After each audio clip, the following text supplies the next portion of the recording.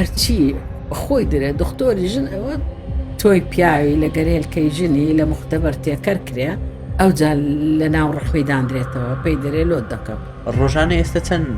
نەخۆش سەردان دەکەن؟ مستەوای طبمان ئەوها بێتە خوارێ مەجبوری دکتۆری سقەتی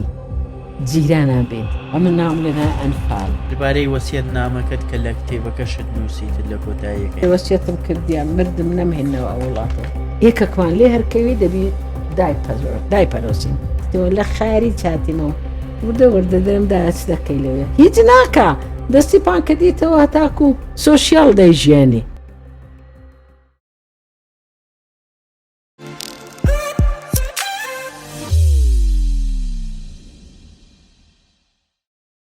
دکتۆرە پۆدکاستەکەمان بە ناوی دەرزی و داوە جەنابیش لە منداڵیەوە زۆر حەزت لە کاری چنین و ئەوشتانەوەڵ خۆشە. ئێستا پەیوەندیت کۆ لەگەڵ دەرزی و داوە بەداخەوە یعنی ئێستا هیچ وەختم نییە لەسەر قماشی بەڵێ درونێ بکەم بەس لەسەر لاشەی مرۆڤ دائیمە دەیکەم. یعنی من دەرزی و داو لەم داریەوە حەزم لێ بووە لێ بوو کە شوشەکانی خۆم جلکم دەدروێ و نەخشیشم حەز لێ بووە لە ئیبتیدائیش هەر لە کۆیە بوویمە سنفی دوو ئیبتیدایی بووین ئەمن قماشی دەدامێ داکم لەگەر دەرزی و سانتیمیان پێدەگۆ دەمکردە بالیف یعنی نەخشم لەسەر بالیفی دەکردەوە بوو کەشتەکان ئەجا مامۆستایەکەم لە ئیبتیدایی زۆر یعنی سەرسام بوو بۆی بە منداڵەکان دیشی دەگۆ دەیگۆ بکەن دەکرد. یەکەم جاریش کە جلکەکەم دیزاین کردبی دیزاین بە ئینگلیزی دەرێن یعنی کردبی وەکوتە نورە و سەرەوە بلوزەک سنفی تقریبا پێنجی ابتدایی ئەساری لە کوێ پێش یان دەکا 56. دکتۆرە ئەزمموی ژیانە شتی زۆر زۆری تێدایە بەس شتێک لەکنا من لە هەمیان سەرنجڕاکێشتر بوو زۆر بە پەرۆشیش بووم کە بتبینم یەکەمیشت ئەوە لەگەڵ باز بکەم. ساڵی 1970 بڕوانامەد بەدەستێنا لە بەریتانیا لە زانکۆی شاهانە جا ئەوم لە سەرنجڕاکێش بوو ئەو بڕوانامەیە گەورەیە لەو زانکۆیە و لە بەریتانیا چی وای کرد بێەوە لە کوردستان پیشەی دکتۆراتی ئەنجام بدەین. جوانە زۆر جوانە ئەوە دیتە ئەوە جەنابی ڕەحمەتی باوکمە ئەمن تەمەنم 11 سال بوو ئەمنی بردیتە بەغدایە کە لەوێ سنفیەکیم تۆستەی بخۆنم کە دەکا ساری 55 لەسەر 6 یعنی تازە ششم تەوا کردیە بێگومان زۆر زەحمەت بوو ئەو کاتی کەسێک یعنی کوڕیشی بنێری بەس برام دکتۆر ساڵح کە ئێستا لە لەندەنە سەلامەتیکە ببووە یعنی سێم تۆستەی تەوا کرد بوو ئەمنی 6 بەس لە کۆیە بەشی ئەلمی نەبوو ئەلمی هەیە و ئەدەبی هەیە بەس ئەدەبی هەیە دەویست ئەلمی بخۆنی پێشتر مامم ڕەحمەتی دکتۆر ئیبراهیم نادرا بۆ کەرکوچێ لۆ ئەو ئیشەی بەشی ئەلمی لە کەرکوچێ خوێندبوو باوشم چونکە توجارەتی لەگەر بەغدایە بۆ هەموو شەریکەکانی لەوێ بوون هاتووی بەغدایە زۆر بوو گوتی بەغدا باشترە لۆمە لۆ کەرکوچ نەبی بچنە کەرکوچ لەوێ جێی لۆمە تەمین کرد ئەمن و برام بچین بەس ئەم یەکەم جار کە چوون پێشی وەی کە خانی وشتی تەرتیب بکەن مەکتب مانجینەوە دەست پێ دەکا مانجینەوە دەستی پێ کرد ئەمن یان نرد لۆمارە خارەجیاتی یعنی دەست پێکەم هەتا لە سانەوەی حەریری دامەسرام سانەوێکی نموزەجیە لە عەزەمیە حکایەتی من زۆرە دکتۆر بازاری مادەم هەر لەو پرسیارە گەڕین کە کردن بینە سەر بابەتی خوێندنت ئەو کات لە بەغدا زمانی عەرەبی ئەو کات نەدەزانی بەس قەواعیدمان خوێند بوو لە کۆیە یعنی جوملەکانمان جوملەی بە عەرەبی پێی دەرێن فوسحا قالە و یعنی جا ئەو ئەوشتانە بەس برام کاک ساڵح گوتی ئەتە باشترین شت ئەوەیە تا 6 مانگان قسان نەکەی ئەمە تۆ قسان نەکەین هەر وەرگرین قسان نەکەین بزانیت چیە معناەکانی ئەجا گوێچەریان پێدەکردم کچە عربەکان لێ زۆر دەیانگۆ نازانی قسامکە لاڵە مەسەلەن من هەر دەمنووسی قسەکەم جێ لێ دەبوو دەمنووسی و داهاتمەوە مەهر لێکمان دەداوە معنای چییە دوای 1-2 مانگان جیرانیشمان دۆ پەیدا بوو لە گەرم داهاتنەوە مەکتەبێ فێر بوو یعنی 6 مانجی پێچ و باش فێر بووم عەرەبیەکەی بە عەرەبی بەغدایی قسام بکەین بەس کێشەم زۆر لۆ دروست بوو لە ساڵی یەکەم لەگەر مدیری ثانەویەکەی تازە بووم برام لە تورکای دەیخۆند کاک سەڵاحی ڕەحمەتیم ڕۆژێکی زۆر حادسەی گەورەیە دەمێ باسیکەم و هەموو کەسی جێ لێبی لە کتێبەکەشم نووسیتم بانجیان کردم لە ئیدارەی هەموو ئستاگەر بیان بینی مامۆستایەکانی ئەو کاتی هەموو دەری مۆدیلن یعنی ئی عەزەمەی ئەو هابوون هەمووش کچە برین خانەدان بوون و کولیان خوند بوو ئەو کاتی زۆرە سانەوی بانجیان کردم لە ئیدارەی وەتیان مدیرە ئەتوو دەوێنا ئیفتیخار لۆسواسی بۆ منشم نەوزانی یعنی چییە مۆزوع باش تێن دەگەیتم چوم ڕاستام ئەمنیان بردە ژۆرە 4-5 معاون مدیر و ئەوانە دانیشت بوون یەکسەر بە منی گۆ ئەتیا ئەتوو برادرت هەیە باش تێنەگەیشتم گوتم نعم گوتی برادرت هەیە نعم یەک زلەی لێدا ئەوهام کرد دەستم کرد بە گریانێ ئەمە دەچم کرد بە گریانێ لەوێ ئەوە چ بوو لە کاتەچی ئەوە ڕسمێک لە بەردەمیدانرا بوو خۆم پێدادارم گرەوەی گوتم کاکە سەڵاح نامە چیلۆنار بووم کاکم لە ترکیای ڕسمە چی لە ناو سەر ڕسمەکەم ئەوە نەمهێنا گوتی هذا شنو ئەوهای گۆ منش ئەکسەر گریان بۆم کرد کاغەزەکەشی دەخوندەوە دیارە بە کوردی وتەی نەگەی بوو خێرا گوتی بڕۆ جێ خۆت کە چوومە جێ خۆم لە سنفەیە تو مەز ئێرەم سۆر بوویتەوە بە شەقازیلەکەی ئەم ئەو کاتی جۆگەستانە بووم گەنجەکی بەرچاو بووم سپی بووم ئەوەم سۆر بوویتەوە جێەکەی دیار بووە هەموو زاردەیانگۆ ئەوە چییە پرچ زەردە وەڵا دەدەقەی پێنەچوو ئەوە پێکەنین کچەکان ئێچیان هەر ڕجا شاوی بووانە یاعزەمێنە بەعچی گەورەی بەغدان یای کاتی بەعسینەوە بەس قەومیەکان دیتم هەزار ڕەحمەتی لێبێ سید نەجیبە هاتە مەکتەبەکەی یعنی هاتە سنفەکەمان ئێچی دی دەستی پێدەگوتی ناهیدە سەلمان بوو یەکسەر دەستی گرتم لە باشێ کردم ئەلومی پێدەگوتێن ئەمنی لە باشە کرد بردمێ دەرێ گوتم پێم گوتم سید نەجیبە لێدام مدیرەکە گوتی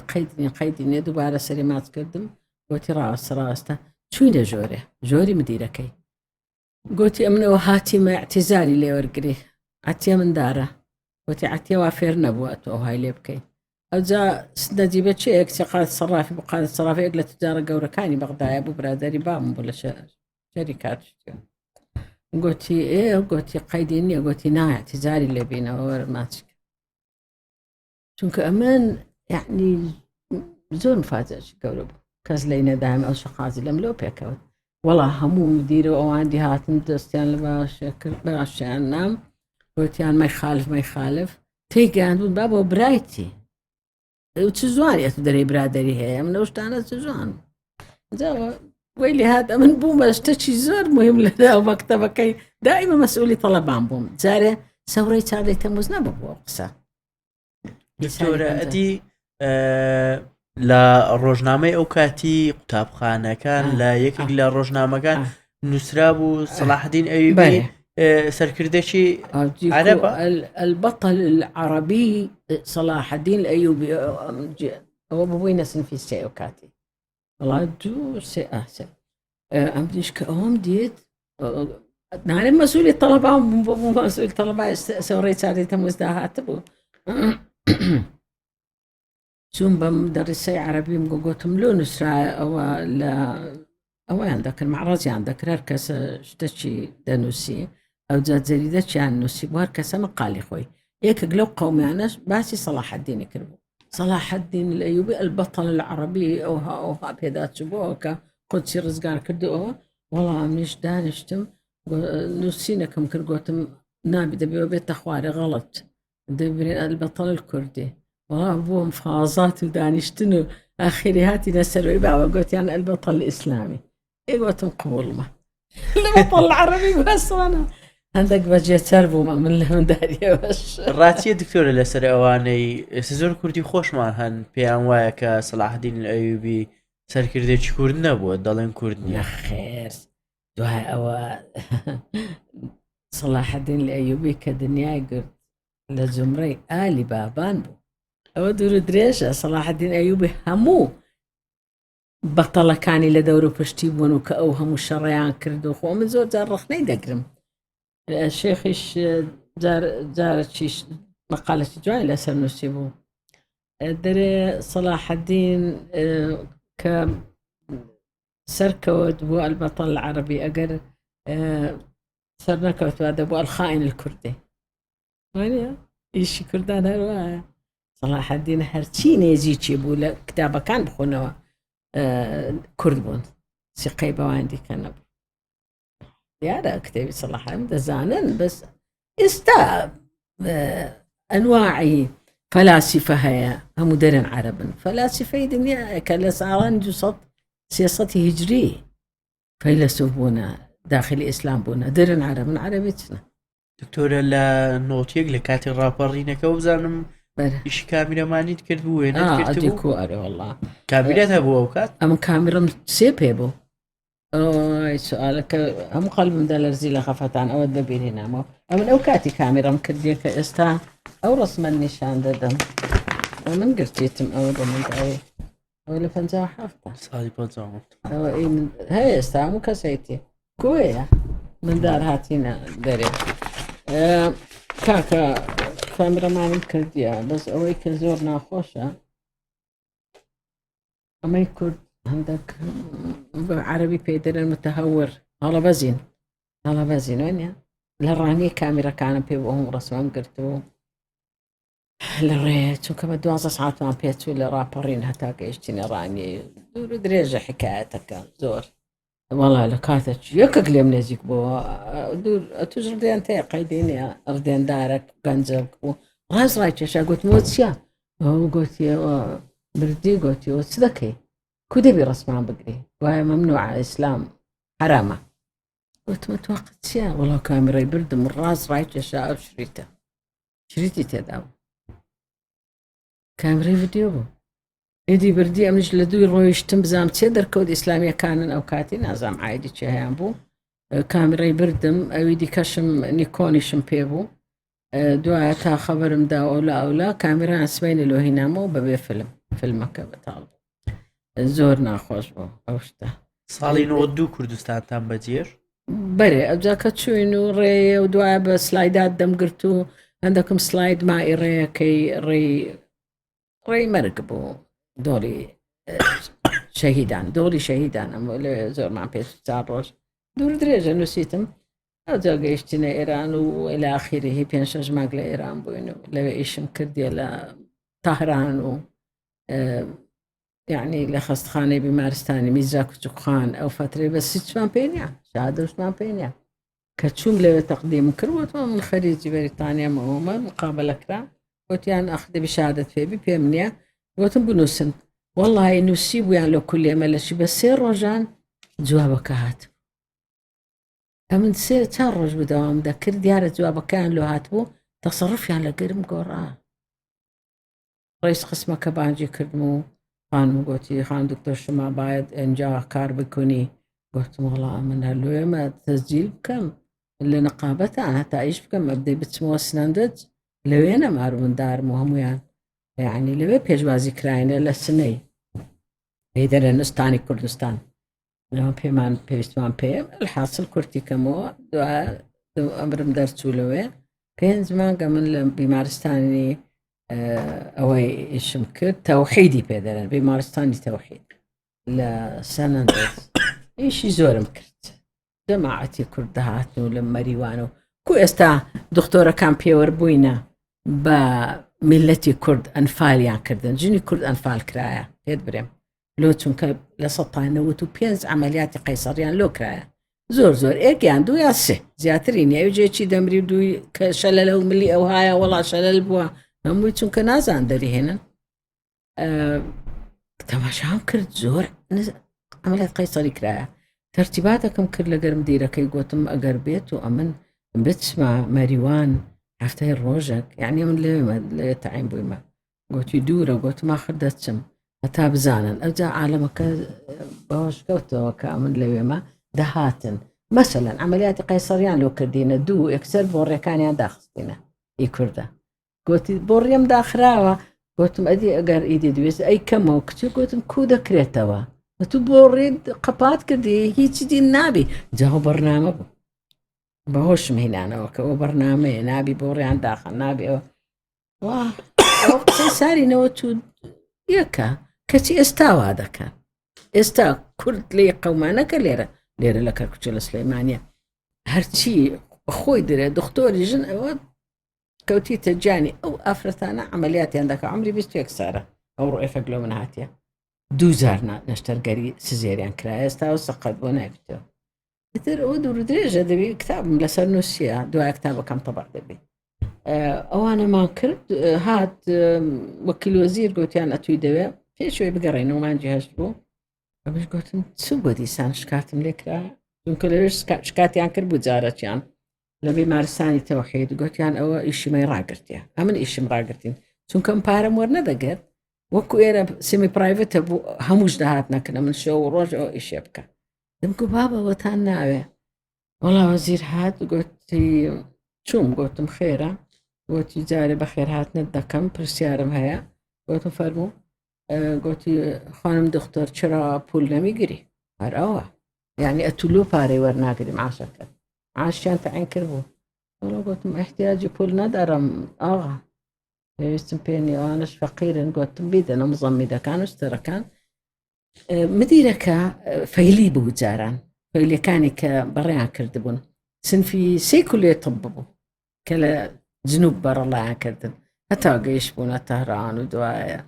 زي خوان قرفوا عملي كردبو والحاصل لهيب كي ناوي لهيب كي بودن شخو خوي أشكرا ذكر كرد زاني بوي أقر خوي أشكرا كرد نابي تمدير مستشفياتي شرصة سريري هل بناوي فارسي قلت أوها قلت خدا جزاد بدا قلت سباس قلت أمرك تلوث بكم وشي الوزيرك قلت والله سلامتي تان أمنا وبريار مدايم قرر ما أولاد دوري بين أخرج چونك أمري شم درتو بو لهمدان لكلية طبية درس بريمو هيشتيان بيبو والحاصل توم أقدر رجان زور خوش همدان زە دکتۆرە با تۆزێک لە بەسەراتەکان بگەڕێین بینە سەر هەندێک واقعیەتی ئێستا یەکەمینیان ئەوەیە کە ڕۆژانە ئێستا چەند نەخۆش سەردان دەکەن والله زۆرە بەس مواعید من هەتا دوو مانگان چووە لە پازان زیاترم پێ نادیترێ چونکە هەمووی جێچەرە جێچەری مەسەرەن ئەو ڕۆسیە نەخۆشم لەو نەخۆشانە زۆر غەم لێ خواردن هەر ئێکە سێ جار گوالۆیان دانرایتەوە دەرێ وەرە لۆ دانێمەوە IVF پێ دەرێن ئینڤیترۆ فەرتیلایزێشن یعنی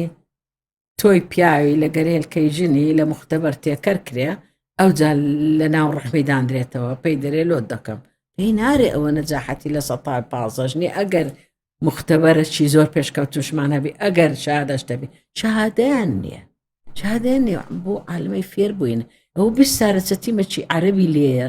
یعنی بە هەزارەها نەخۆشی گردایە هەموو هیچ $5,000 لێوە دەگرنە چیزەش نییە ئەوەی کە نەتیجەی دەبی لەکنی پێویستی بە IVF نییە پێویستی بۆ کۆرپەدانانەوەی نیە دەیبی بە تەڕێقەی دێ ئەکەکە بۆ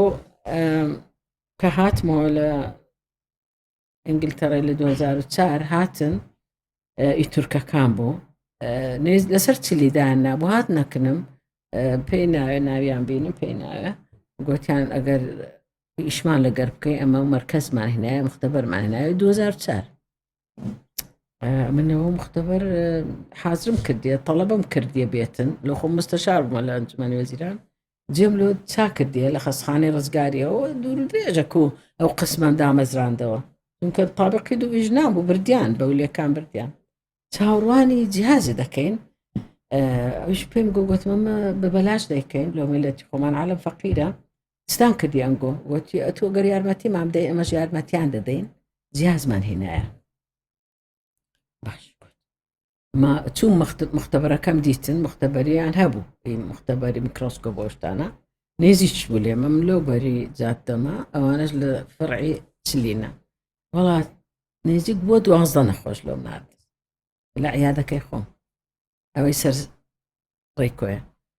لە 12 ئێکەک هیچی نەبوو هاتنەوە هەستان چوومەوێ ڕۆژش چووم برێم بزانم چیە مەوزوع طبعاً چی دیم نەنات دەبینم ئەوە عملیاتی قەیسەری دەکەن ئەوە دامەنی نەخۆشان دەدرونەوە ئەوە منداران لە بەردەچوێنن ئەو شتە نامۆیان هەموو دەکەن گوتم گۆ شتانتان کردیا کچە چی لێ بوو گوایە دکتۆریش نەبوو سستەر بوو لە ڕسێپشنەکەی ئەو کانم هەرداوە دەفتەرەکە وتمەوە ئیشتانە یعنی و سارەکە ئیشێ دەکەن ئەو هاتان لە عالەمێ کردیا مختصر تێکمدا لە گەریان هیچی دیم نەنات بەس بەردەوام هەتا 3 سارانی ئیشیان کرد عالەمیانە بڕوت کردەوە ئەو جەدوایە مختبەرەکەیان فرۆشت بە یەکێک لەوانەی دی و ڕۆشت هاتەکنم کابرا گوتی ئەمە 6,000 دۆلارمان پیا کرا توش هیچ ئەوم کرد ئەو تەمەڕە نازدارم کرد ئەو شتە ئەسەرانم بە عالەم ناساند ئاخر لە هەموو عالەم هاتبوون 500 و کسور مێمبەر دانیشتن ئەو جەدوای وێمنیان دەقات لە جیاتی دەست پێکەین ئێستا دەبووین ئینتەرناشنڵ ئەو کاتێگەرەوە نەکەرچی هەیە بەواسە داخلی کولێت طب بوو طب ئەسنان و صەیدەلەیبی مستەوای طبمان ئەوها بێتە خوارێ مەجبوری دکتۆری سقەتی جیرانان بین میلەتمان سقەتکەن ئەنفال ئەمە ناوم لێنای ئەنفال ئەمە بە ئەنواعی ئەنفال کراینە هەر بە ئەنفالی چیما باران ئەنفال نەکراین ئەمە بە دەرمانان ئەنفال کراینە ئەمە بە عملیاتی سقەت ئەنفال کراینە ئەمە بە دەردەسەری ئەنفال کراین ئەمە بەر زبرخانەی ئەنفال کراینە لەبەر چییە هەموو زبرە ئاخر لۆ ئەم لە خۆمە ڕسمان گرت عیب نیەوە بەردەرکەی وتێلان ئەو هابی شەرم حیان نییە کوی دەبێ ئێستا نەچوێم بەڵام 2006 چوویمە 5 عفوان چەمی ڕەزان ئێستا دەپرسم دەرن پڕی زبرە ئەوش دۆرەکەی چەمی ڕەزان لۆ وابی چیە خەتا چیە مەسئولە چیە بەرپرسە ئەمن دکتۆر ئێستا ئەوە دەشتی کۆیە بزانە ئاوکە چەند سافە ئەو ڕسمی 2006 ئێستانی شاندەم بێزت نابێت ئەو میلەتە لۆوایە ئەو میلەتە لە بەرچی نووسیاها جانە ئەو شەو چنور لەگەڵ گوڵ ئەوە هیچ نایە ئەمن ئەو کوڕە نازدارەی خۆم هیناوە ئەوە دۆری شەهیدانە کاتەوە بە سەفەر گوتیدایە بچین ئەو ڕۆژانە بەبیر بێتەوە کە ئەمە لەوێ لە برسان دەمردین دکتۆری سەیدەلیە لە ئینگلتەڕی هاتەوە بە سەفەر چوین هەتا ئەو ڕسمەی لەوێ کرد گوتی بەس بچین ئەو ڕۆژانە بەبیر بێتەوە کە دکتۆر کۆساریەوە دکتۆر کۆسار کە دەمردین لە برسان گوتم دەچین کوڕم دەچین خەیدینێ بەس گوتی ئەگەر ئەمن بەداخەوە دەرێ ئەوەم نووسیا وەسیەتم نووسیا گەمەردم مەیتەکەم نێنەوە وڵات وەسیەتی تۆیە دەرێ وەسیەتم کردیان مردم نەمهێنەوە ئەو وڵاتێ ئەو باشە ئەوە جیلی وە ئەو جیلە ئەو های لێبێ لەبەرچی ئەو جیلەوەی لێ هات چونکە 3 ساری ڕێک هاتەوە 3 ساڵ لە گەرم هەتا خەستەخانەمان تەواو کرد شەهادەی بەرزی سەیدەلێ هەیە دکتۆڕای هەیە ماستەرت چێە تەعینیان نەکرد 3 سار چاوەڕوانی کرد 2004 دەگەڕاوە ئەوش کۆسار بۆ منداری ئالەو منداریەی ئەمن هێنایەتەوە وەڵانکەکە لەو کوردستانی گەورە بوو لەو کوردستانەش ئەەکەم بوو لەو کوردستانەش داخلی کولیە طب بوو بە 96 ئەو کاتی ئەوش کۆسار کە ڕۆیشتێن دەبێ ئەوە نابێ یعنی بەعزەشت هەیە نابێ ئەمن کە کولیت FRCOGم وەرگرت جلچ کوردیم لەبەر کرد لە حەفلەکەی ئەو ڕسمم دیتبەوە حەفلەی شەهادەی FRCOG ویان زانی هندیم کەس جلچ کوردی نەدیت بوو لە حەفلەکەی ئەوە دەیان گۆ نەوعەچی دیە هندی گوتم بابە هندی چیە کوردم گوتیان کورد چییە دووبارە پێیان بێەوە کورد چی ئەدی چیان دەکرد ئەو حەزبانە کە کوردی بە میلەتان نەناسێنە ئەوەنەوە تو حەفتە هەر شەڕیان دەکرد یەکتر بکرد چماوە لە بیریان دەچی ئەجنەبی ئەمریکی و ئینگلیزی فەڕەنسی و ئەڵمانی نازانن کوردەر یەکتر دەکوژی ئەو داکە نازدارم كاتي كوساري لو هنا من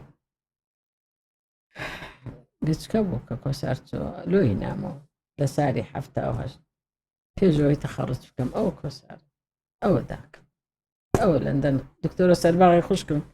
لا يديخون دوكاتي نا زاري نعتبو هلا قداك معتبو أو لقر شرطي إنجليزي يعني بعد وصل لبردني معقولة معلم بتي عملي بكا معقولة لهيز دنيايا معاشي نبي نعم وظيفي ديش يا مثلا اشتي بفروشي لما زاري اخر لو ذاتي دمري كأو هاي لي هاد من دارك عنش درا بزيد إلم من دارش تربيتي ورناقد لكن داكو بابي نبي هرچندی پێم کرابی ئەم نەوە هەژنۆ سارە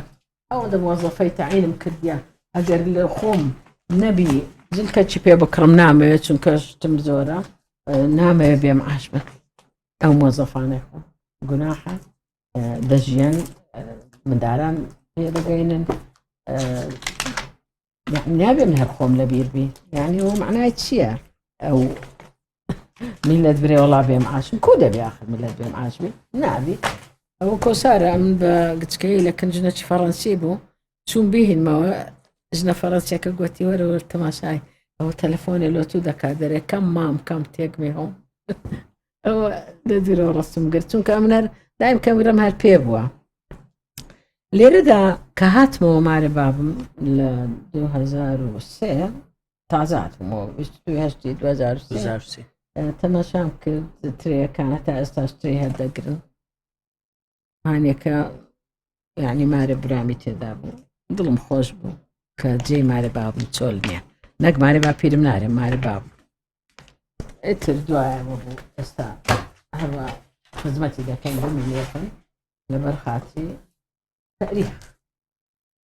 هەزار ڕەحمەت لە بابم بێ هەمومانی پێخوند کەسێک بەهانای نەهار لەبەر زروفی کوردستان چونکە وەکو دوای حربی کوێت وەزعەکە خراپ بوو دوای حربی کوێت بابم سحەتی تێکچوو بوو هاتە هەولێرێ گوتم کاکە زۆر لاواز بووی گوتی وەڵی نازام دکتۆر خوڵ دکتۆر دەشتی دەیدێت دەرێ زەختت هەیە زەختەکی زۆری نەبوو بەس هەر لاواز بوو چوین فەحسما کرد هەندێکم فەحس لێ وەرگرت مختبەرەکە ئیشی نەدەکرد نردمانە مووسڵێ پێنج شەمە بوو گوتی ئەم دەبێ بگەڕێمەوە لێرە نا کاکە دە لێرە بە پێنجشەمە و جومعەم دەدبەوە ناناگوتی کچم ئەوە دێ محامێکەم لە دوم دێ لە مێژە نەچوویمە دۆری ئالانەی حەزم لێ بەوێدا بچووم یعنی هەموو خۆشناوەتی ببینم بەوێدا چوو بوو جومعەی بەسەردا هات زۆر زۆر شتێکی ناخۆشە یعنی پێنجشەم بوو من لۆ پێنجشەمەکەی دی چووم هەموو ڕۆژ نات ئەم جار ناتان پێنجشەمان دەچم هاگوتم کاکە وەڵا ئەوە فەحسەکانت ناچیتەوە لە هەولێ ئەوەی پێ دەرێن مووسڵ دەبێ جارە زامێکە چی بنێرم وەڵای بێتاقەتم گوتی دەستپرسی گوتی ئەوە لۆ عەزیز چەلەبی مرد ئامۆزای گوتم وەڵا تووشی دەردەچی ببوو لە قورجی ئای گوتی باش بوو نەکەوتە ناو جێی حیفە عەزیز وای لێبێ عمری 53 ساڵە طبعاً ئەو گەورەترە زۆر ئیتر قسەمان کرد گوتی ئێستا هەتێکچم بڕۆ درەنگە ئێوارەت بەسەر 19 نەوەت بوو هەڕبیشە یعنی هەموو دەبێ دەرێن ئێستا ئێستا لێ دەدرێ پەنجەرەکان هەموو نایلۆنن دەورە پشتی مارێ گوتم باشە کاکە ئەوە دەڕۆم کە ڕۆیشتم هەتا خولم داوە لە کن سەرایە مارێمە لە ڕێز سەرایە بابم لە ناو دەرکەی ڕاوەستا بوو لەم خوا حافیزی کرد ئەوە خلاص جومعەی بەسەردات شەموەکەی بەیانی تەلەفۆن کرا هەفت ئەمش گوتم دیسان بەو سبەینە منیان دەوێت چییە یا شێخ گوتی جنێنە گوتم دەبرێ گوتی ئەوە دەرێن لە کوێ بابت دەرێ سحەتی باش نییە گوتم وەڵڵا بابم مردێ بە حەیاتی بابم بەمەینە گوتی من نەخۆشم بخەم ناداتێ و بمهینتە ڕێ وەڵڵا مردێ هەرچەند دەستم کرد بە گریانە فعلا وا بوو بابم لە خەوێر نەستا ڕسمەکەی هەفتە پێشتر گیرایە لە خەوێر نەستا بۆ تەسەمومی کردبوو بەو سۆبەی کە لە ژۆرێ بوو چونکە حتا ئەو قسەشی بەم گوتی وەڵی کولاکەی بانیشیان گرتیە مندارەکان ئەوە لۆی کردی ئازاد شتیان لێدانایە نەوەک غازات بێ نارن حربە قلت والله كتم كلانك كشيان قرتيا اما لو كاتي العذاب داين سارج بينت ذاك انت الى عيني مار اجاتو برسالة لمن كركو هاتيو كوليرا من لو كاتيو نصحتي بابي خوم هلا جايه راست نمتاني او صالة بيمو تام دار كان بخونا كان توك او هجنو ساري تالو يعني شو مسعودية إرادكم هبي باشتر كتواوي عن كرت كتاقز كشم كلية تواكر زمن هاتمو شيخش هيش من بشج مع كاتبو حتى خاني ما نورقرتو هم عن روي سروت معنا مروي لا شقلاوي ولا خاني ما بردرابو ما إنه ما أشي تاور ما قرتو ذا مزرعينو ذا خاني تعميركو إنتو دستن بأي شيء كردو وازم لينا هاتم أوزا هم عمرهم سرف كرد قسم نسائي دوباره نويا كمو دزاني إيك أكبر من يتسقوه يستعور رئيس قسم زور مهمة طلبي من يجبو هو توي ولو هاتيو لما مري نخش خاني رزقاري أمناهم لنا رزقاري مستشفى صدام لرابرينكي ممكن لرابرينكي مسؤولي صحيبه رسمي صدام ما هنا أخواري وقلت ما رزقار ما والله أولو هاتيو متشيش ما بتوا مو شيء كان قلت متشي نيزاني بمناتي مو مستشار مو قر رئيس وزراء شيء باشا توماس طابق دوان داجر كردي لو يترساوي لي عن السنين طابق دوي جنانة حكومة العراق دوستي كردي العراق سهردم مستشفى صدام كرا لها مع العراق إيك ليرة بهزار حارية ليرة كرديان ما ذكرت محمد زهير شريف مدير عام ولا بغداد أمنش كهاتو موتازة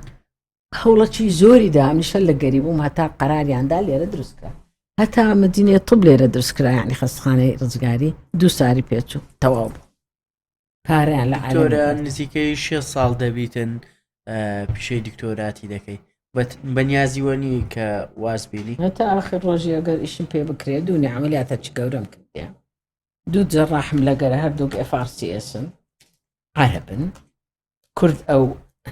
كرد أبد ناقاتا مقصد نو كري بيقاني دو دلا بيسا لقريك بوي وبيلان يعني قواها كسق نبو بيلقر من إشي بكافيري كم هتا دواي من بردوان بي لو خاصة خانا ناس داري إلا عرب ماريان أوابي من خريجي إنجلترا بروفيسور طارق لو خوي جراحي قلب بو أوش رويب ولا إندونيسيا يبو لو تياتي ولا قرمنا وسياسارة دكتور ثائري شلا قرمنا أوش أرتبو إندونيسيا جراحي عامة بس هردوكم كرديني اختصاصي يكان إيه اختصاصي بوليه يكان إيه أو إلى قرمن شي نسائي دكاو زور ممنوني دود مقيمي عربي شمهاو كردي لينيا كردي شم تعين كل رويش نهاراتن زين له يككم لكن بوتسار ساران تدريبهم كل أول يوا أو هاد دستم قرد لألف بي يعني كودر الدرمان مفرك سردوات شي حتى تسار ساران هستم كرد نخوش كم بوا قلت متقيدي خاص خانة زور كرايتو روجت لوم ثم الدوام لوم بدر كود قربارية كبوا قلت موتشيا تصيروا دا كأمن نسيبهم DLD Daylight Delivery يعني هيك بي من داري بيان عمليات بكرة دبيبت روناكاية برجبي أمن أوهام إيش كردي لخستخانة وام كردي لأوروباي بتعبتي خستخانة حكومية كان يعني بتساوي روناتشيا نخوشي ودا قرين هتاكو إيواري حفت هيك إمرجنسي يعني بمستعجلي بيدبي بستحكو إيه باري هتا عمر متى 2015 ببلاش مشكلة يوم عمره قد لخصوص يعني إيش منك بس إيه باري دي باري ده بالو مجموعي بكذا ثاني باري هكا طبعا أسعار جدان دراعي بتسندي فرقي زورة سعري عملياتي منو إيه بر الله كان فرقي زورة أو أنا عملياتي قيصري ده كان بتعصته بينصتا تعصته بينصت باري وي من نية أمن له كرتازة تجوري ناكر هاي بلاش ده كم نيتي بس لو كسانة كده تان بيده والله قرب أرغيب وقوت مكافأة اللي كان بلو بيني تمشى ممكن سي فايل عمليات كراين شوي قيصري هوتي أو كتا كلا قرمة سيسارة سێ عملیاتی کردبوو دوای سعات پێنجی ئێوارە گوتوی وەرن نەخۆشی منیشن پێشی وەی ئەمن بێمە داوام بەڕێ کرد پێش سعاتە ئەوە دزیە قەیدینی ئەوە دزیە لە مادە بەس دزیە لە نەخۆشیش ئەوە ئیمکانێ هیچم پێ نەگۆ یەکسەر نووسیم قەرارەکەم دەرچوان عملیاتی قەیسەری لە 2 ملیۆنان کەمتر نییە هەر یەکەک پێویستی بە نووسن بوو لە 500,000 کەمتر شتیوان نییە ئەمر ئەسڵەن ئیشەوێن هەلێەوە ناگرم ئەوانم کرد هێش پێ لەوەی دەست نادا لە خۆی ئینسیحابی کرد و هاواری کرد بۆ من چەند لە مێژە لێرە ئیشێ دەکەم و ئەم بن ئەو خەستەخانم دامەزراندێت و قیم بۆی چ دامەزراندێت ئەو جەبە ڕێمان کرد ئیتر دوایوی دوو کەسی دی هاتن بەڕاستی ئەوانش عەرەب بوون زۆر محتەڕەم بوون دیسانەوانش ڕۆیشتن کڕیانن چونکە ئەمن هەر قسمی نسائیم کردیتەوە لەگەر عقم باڵتنی و جەڕەحیم نەکردیتەوە هەموو شتیشم هەیە 3 ساڵم هەیە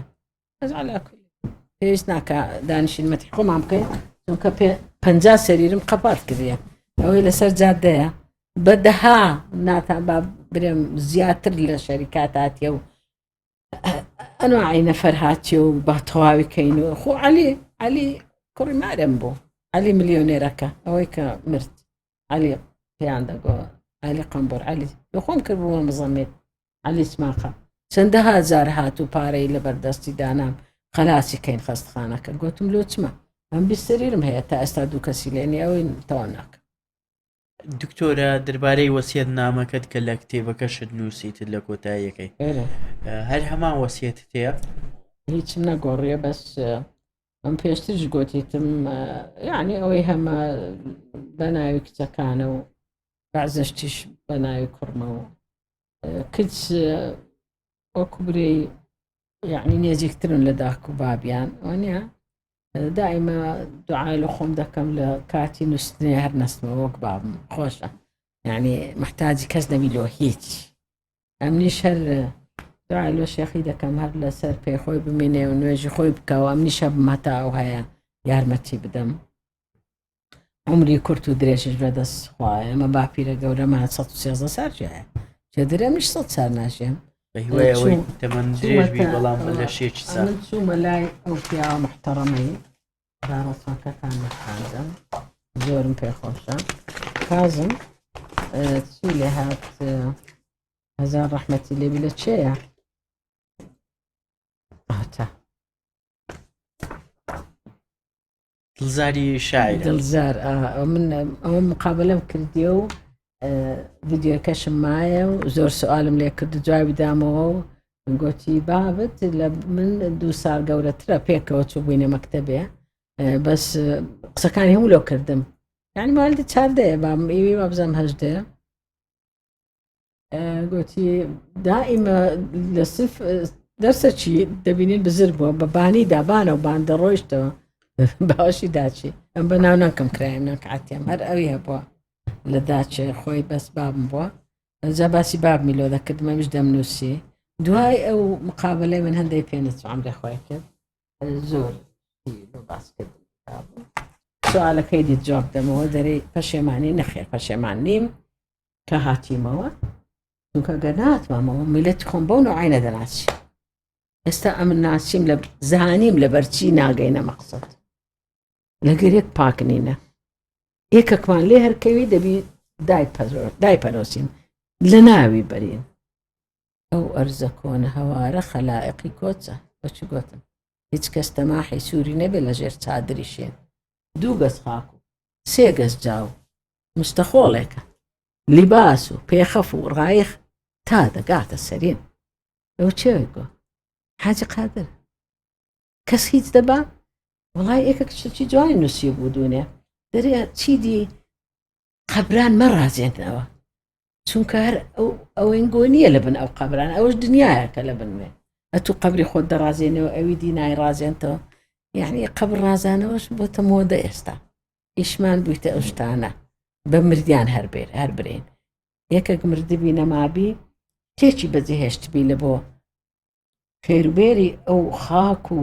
میلەتەی قەیدی نییە خوا ڕەمزە چیلۆدانەی بەس کەیەکە هیچ خێری نەبوو بێ بەس دزی کرد بێ ڕەمزی چیلۆ دانەی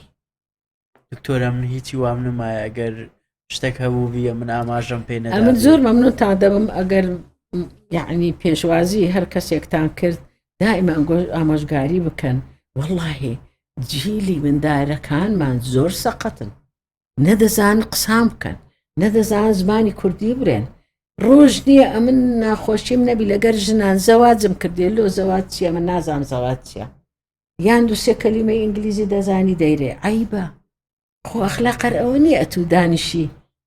سەلام عەلەیکوم ێ بکەی و ئەو دیش بەخێرێ خواردنە ناوعی خواردنەکەتە جلکەکەتە قسەکانتە هەڵس و کەوتە لەگەر گەوران کانی گەنجی ئەو زمانەی بەدا کوبابی دەرە دەچمەچە پێی دەرێ گەدیەوە حارە مەدەی بینی لە ئیسکان شەوان تەواو دەینەوە حارە لۆ دوای سعات دوازەی دانیشتینە خواردنێ دەخۆن لۆ چ باشە هەرچی هەیە وەرجی ئەو هەیە سپاس ئەم گۆوانینە الحەمدوللا پیرۆستان بی دیارە ئاگاتان لە خۆتانە ئەمیش مەمنونتانم جاتا پێتان دەکرێت ئاگاتان لە منداران بێ لە جیلی ئێستا کە پێدەگا ئەوها پێ نەگا ئەوەی بوویتە 25 کەلچی نەمایە بنگۆ چانابێ ڕەنگە هەمویان هەدەفیان ئەوە بخوان بە حرێدادن بچنە خارج کە دەرێ خارج یان زۆر شتەچی ناخۆشە کە یەکە کاتیتەوە لە خاری چاتیمەوە وردە وردە دەرمدا چ دەکەی لەوێ هیچ ناکە دەستی پانکە دیتەوە هەتاکو سۆشیال دەیژێنی لە دوو هۆدەیش قەچیش دەژێن بۆ گەنی دنیاە لێدە ئێرە چاترە